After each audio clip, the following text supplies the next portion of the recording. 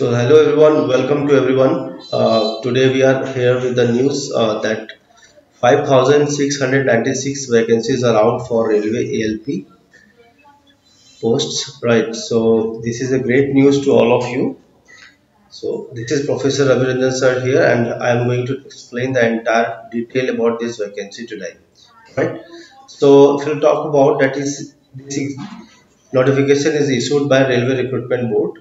Okay, so opening date is 20th of Jan, right? So it's already 2 days done with it, and last date is 19th February. So if you want to modify the corrections in the application form, you can do from 25th onwards. Alright, so अगर हम बात करें कि LP का vacancies आ चुका है हमारे पास, assistant loco pilot बोलते हैं इस पोस्ट को। पे लेवल जो है आपका लेवल 2 का है, इनिशियल पे 19,900 का है। मेडिकल स्टैंडर्ड आपको A1 की रिक्वायरमेंट होगी और एज क्राइटेरिया जो है वो 18 टू 30 ईयर्स है। ठीक है, जैसे कि हमने ऑलरेडी बात किया 5,696 अप्रोक्सीमेटली 5,700 वैकेंसीज आ चुकी है। ठीक है, आगे चलते हैं। ऑर्गेनाइजेशन जो है एग्जाम को कंडक्ट जो कराएगी वो होगा रेलवे रिक्रूटमेंट बोर्ड। पोस्ट जो है वो असिस्टेंट लोको पायलट का है। वैकेंसीज की बात हम ऑलरेडी कर चुके हैं 5,696 that is 5,700 and this category belongs to government jobs. Application mode की बात करेंगे तो ऑनलाइन एप्लीकेशन आप फिल कर सकते हैं। ऑनलाइन रजिस्ट्रेशन आपका 20 जनवरी से स्टार्ट होगा और 19 फरवरी तक लास्ट डेट होगा। ठीक है, एज लिमिट जो है आपका 18 इयर्स मिनिमम होना चाहिए और 30 इयर्स मैक्सिमम। मेडिकल स्टैंडर्ड की अगर हम बात करें तो A1 होगा। सिलेक्शन प्रोसेस 3 फेजेस से चलेगा, CBT1, CBT2 एंड CBAT। ठीक है, computer based aptitude test. Initial salary जो 19,900 है, ये पे स्केल है, लेवल 2 का है। ठीक है, और अगर आप ऑफिशियल वेबसाइट की बात करेंगे तो ऑफिशियल वेबसाइट है www.rrbcdg.gov.in। जैसे कि हम ऑलरेडी बात कर चुके हैं, एलपी का नोटिफिकेशन 19 जनवरी से स्टार्ट हो चुका है। 19 जनवरी का नोटिफिकेशन आ चुका था। 20 जनवरी से आपका ऑनलाइन एप्लीकेशन स्टार्ट हो चुका है और अगर हम बात करें लास्ट डेट की तो 19 फरवरी का है। ठीक है, लास्ट डेट एप्लीकेशन फीस भरने का है वो 19 फरवरी। आगे चलते हैं, ये कुछ वैकेंसीज है। जैसे अहमदाबाद की अगर हम बात करें वेस्टर्न जोन की, ये हमारा जो है अनरिजर्व कैटेगरी के लिए 95 है, तो टोटल में कैलकुलेट कर लेता हूँ 238 अहमदाबाद से है, अजमेर से 228 है, बेंगलुरु से 473 वैकेंसीज है, भोपाल से 219 है, भुवनेश्वर से 65 है, भोपाल से 65 है, भुवनेश्वर से 280 है, बिलासपुर से 124। सबसे ज़्यादा वैकेंसीज जो हम लोग को देखने को मिल रहा है बिलासपुर से देखने को मिल रहा है 124, और जो CESR जोन है सिकंदराबाद 1192 अप्रोक्सीमेटली 1200 वैकेंसीज है। चंडीगढ़ से 66 वैकेंसीज है, चेन्नई से 148 वैकेंसीज है, गोरखपुर से 43 वैकेंसीज है, गुवाहाटी से 62, जम्मू कश्मीर श्रीनगर से 39 वैकेंसीज, कोलकाता में भी अच्छा खासा वैकेंसीज देखने को मिला है 254। ठीक है, 2 जोन से देखने को मिल रहा है 91 कोलकाता के लिए, मालदा का जो है वो 161 है, 56 है, मुंबई का 26 और 110 और 411 400 500 अप्रोक्सीमेटली 550 राउंड फिगर में 600 के आसपास मुंबई में वैकेंसीज है। ठीक है, मुजफ्फरपुर की मैं बात करें तो 38 वैकेंसीज है, पटना में 38 है, प्रयागराज जो यूपी है ये 241 वैकेंसीज है, रांची में 45 वैकेंसीज है, सिकंदराबाद में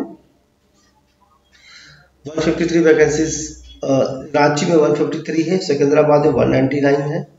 ठीक है, और दूसरे जोन से आ रहा है 559 वैकेंसीज। ठीक है, सिलीगुड़ी से 67 वैकेंसीज, तिरुवनंतपुरम से 70 वैकेंसीज। अगर हम टोटल काउंट करेंगे तो 5,696 वैकेंसीज है, जिसमें कि अनरिजर्व कैटेगरी के लिए अप्रोक्सीमेटली 2500 वैकेंसीज है, ऐसे कैटेगरी के लिए लगभग 904 यानी 900 वैकेंसीज है। 500 वैकेंसीज हमें देखने को मिल रहा है ST कैटेगरी से अप्रोक्सीमेटली। ओबीसी कैटेगरी की अगर हम बात करें 1350 वैकेंसीज और इकोनॉमिकली वीकर सेक्शंस के जो है उनके लिए 560 वैकेंसीज। आगे चलते हैं, एप्लीकेशन फीस की अगर बात करें तो SC ST ex serviceman PWD female और transgender minorities economic backward class के जो कैंडिडेट है उनके लिए 250 वैकेंसीज और अदर्स कैटेगरी के लिए, अदर कैटेगरी चाहे वो जनरल कैटेगरी हो या OBC कैटेगरी हो उनके लिए 500 की एप्लीकेशन फीस है। तो जैसा कि हम बात कर लेते हैं, एजुकेशन क्वालिफिकेशन क्या होना चाहिए, आपका मैट्रिकुलेशन कंप्लीट हो जाना चाहिए और इस बात का ध्यान रहे कि आपके पास ITI का डिग्री होना चाहिए, ठीक है।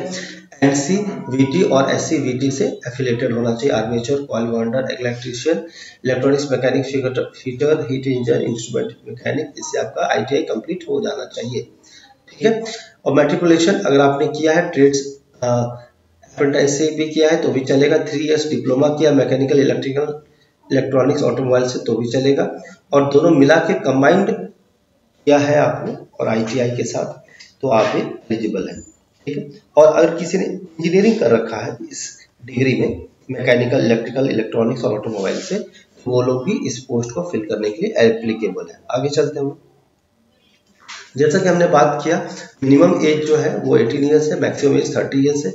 SC/ST कैटेगरी के लिए प्लस 5 ईयर्स का एज रिलैक्सेशन है, दैट इज 35 ईयर्स के कैंडिडेट जो SC/ST कैटेगरी से आते हैं वो फिल कर सकते हैं। OBC कैटेगरी के लिए अगर हम बात करें, OBC कैटेगरी के लिए अगर हम बात करें तो प्लस 3 ईयर्स, 33 ईयर्स जिनका एज है वो लोग भी LP का पोस्ट फिल कर सकते हैं, ठीक है। अगर हम बात करें, अगर कोई डिफेंस सर्विस से आते हैं तो उनके लिए भी प्लस 3 ईयर्स का एक्सटेंशन, PWT कैंडिडेट्स के लिए 10 ईयर्स का रिलैक्सेशन है, और जम्मू कश्मीर के डोमिसाइल से अगर आते हैं वो तो 5 ईयर्स का है। बाकी चीज़ आप ऑलरेडी जानते हैं। आगे बात करते हैं फिजिकल और मेडिकल रिक्वायरमेंट के बारे में बात कर लेते हैं। मेडिकल स्टैंडर्ड A1 की रिक्वायरमेंट है, फिजिकल फिटनेस ऑल स्टैंडर्ड्स में होने चाहिए। विजन स्टैंडर्ड की बात करें तो 6/6 विदाउट ग्लासेस होना चाहिए, नियर विजन 0.6 विदाउट ग्लासेस चलेगा। और ये ध्यान रहे कि कलर विजन, बाइनोकुलर विजन और फील्ड ऑफ विजन की अगर बात करें, नाइट विजन और वैसेपिक विजन की बात करें तो आपका विजन स्टैंडर्ड इस टाइप का होना चाहिए, ठीक है। आगे चलते हैं हम लोग। जैसा कि हम सिलेक्शन प्रोसेस के बारे में बात कर रहे थे, सिलेक्शन प्रोसेस की अगर हम बात करें तो CBT 1 है, कंप्यूटर बेस्ड टेस्ट 1 है, CBT 2 है, कंप्यूटर बेस्ड एप्टीट्यूड टेस्ट, इसमें कंप्यूटर की बेसिक जानकारी आपको होनी चाहिए, डॉक्यूमेंट वेरिफिकेशन होगा, फिर मेडिकल होगा और आपको फाइनली ज्वाइनिंग लेटर मिल जाएगा। तो बेसिक बात हम ऑलरेडी कर चुके हैं। अगर हम बात करें एग्जाम पैटर्न के बारे में तो ऑलरेडी हम बात कर चुके हैं। CBT 1 जो कैंडिडेट होगा वो 75 मार्क्स का होगा, 75 क्वेश्चंस रहेंगे, 75 क्वेश्चन 75 मार्क्स का होगा। नेगेटिव मार्किंग रहेगा, अगर आपने मार्किंग स्कीम में अगर आप 1 मार्क्स आप करेक्ट करते हैं, क्वेश्चन करेक्ट करते हैं तो 1 मार्क्स आपको मिलेगा, और नेगेटिव मार्किंग 1/3 का रहेगा, यानी 0.33 मार्क्स आपका नेगेटिव रहेगा। अनरिजर्व कैटेगरी और EWS कैटेगरी के लिए मिनिमम रिक्वायरमेंट जो है आपका 40% है, OBC के लिए 30%, SC के लिए 30% और 25%। इस बात का ध्यान रहे कि ओवरऑल एक मेरिट लिस्ट निकाली जाएगी जिसमें फाइनल कट ऑफ निकलेगा। अगर हम बात करें सब्जेक्ट्स के बारे में तो मैथमेटिक्स, जनरल इंटेलिजेंस, रीजनिंग और जनरल साइंस का मिलाकर के 100 क्वेश्चन होंगे 100 मार्क्स के, और आपको 1.5 आवर्स मिलेगा, 1 घंटे का आपका पेपर होगा। तो 100 क्वेश्चन 100 मार्क्स के होंगे, ठीक है। और पार्ट बी में अगर हम बात करें तो 75 क्वेश्चन 75 मार्क्स का और 60 मिनट आपको दिए जाएंगे। टोटल 175 क्वेश्चन होंगे 175 मार्क्स का, और ओवरऑल टोटल बात करें तो 2 आवर्स 30 मिनट्स आपको दिया जाएगा। तो एक फाइनल मेरिट लिस्ट निकलेगा और उसके बाद आपका फाइनल सिलेक्शन हो पाएगा। तो जैसा कि हम बात करें, जो लोग CB2 क्लियर कर ले, यानी मेंस एग्जामिनेशन क्लियर कर लेंगे तो उनको राउंड 3 के लिए लेके जाया जाएगा, CBAT computer based aptitude test. और दिलचस्प बात यह है कि इसके अंदर नेगेटिव मार्किंग नहीं है, ठीक है। तो ऑलरेडी हम बात कर ली है सब चीज के बारे में। और अगर अप्रोक्सीमेटली सैलरी की बात करें तो 35,000 रुपीज पर मंथ आपकी सैलरी 7th पे के हिसाब से आपको दी जाएगी। हालांकि पे स्केल तो 19,900 का है, लेकिन इन हैंड सैलरी लगभग आपका 35,000 आ जाएगा। Matrix level 2 for the 7th पे 7 सेंट्रल पे कमीशन के लिए। और अगर हम बात करें इनिशियल पे तो आपको इतना मिलेगा विद अदर अलाउंसेस, इसके अलावा भी कुछ चीजें दी जाएगी, जैसे आपको HRA दिया जाएगा, DNS अलाउंस दिया जाएगा, उसको महंगाई भत्ता बोलते हैं, हाउस रेंट अलाउंस दिया जाएगा, यानी हाउस रेंट का भी एक्स्ट्रा दिया जाएगा depending upon the type of cities where you are plotted. और अगर रनिंग अलाउंस, अगर आप कुछ एक्स्ट्रा ड्यूटी करते हैं, ठीक है, तो आपको एक्स्ट्रा किलोमीटर्स के लिए भी क्या दिया जाएगा, एक्स्ट्रा बेनिफिट्स और एक्स्ट्रा पे दिया जाएगा। ट्रांसपोर्ट अलाउंस दिया जाएगा, अगर आप दूर रह रहे हैं, ठीक है, ट्रैवल करके अगर आप आ रहे हैं तो आपको उसके लिए ट्रांसपोर्ट अलाउंस भी दिया जाएगा। और दिलचस्प बात यह है, लास्ट पॉइंट ये है कि आपका 10% डिडक्शन भी होगा पेंशन स्कीम के हिसाब से।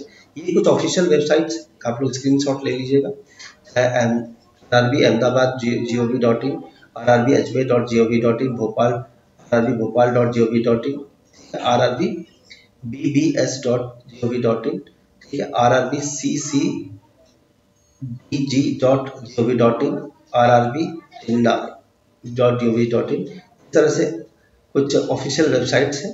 RRB mumbai.gov.in, मुंबई के लिए मुजफ्फरपुर.gov.in, पटना.gov.in, और ALT प्रयागराज के लिए, इलाहाबाद के लिए, और रांची के लिए RRB ranchi.gov.in। आप गूगल पे भी सर्च करेंगे तो आपको मिल जाएगा, ठीक है।